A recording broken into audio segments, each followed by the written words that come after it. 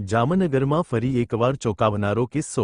જામનગરના લાલપુર બાયપાસ પાસે આવેલ આશાપુરા સર્કલ પાસેની કેનાલમાંથી મળી આવી અજાણ્યા માણસની લાશ।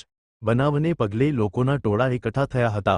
પોલીસે સ્થળ પર પહોંચી તપાસ હાથ ધરી। હત્યા છે કે આત્મહત્યા એ લાશનો પોસ્ટમોર્ટમ રિપોર્ટ આવે તે પછી ખબર પડે।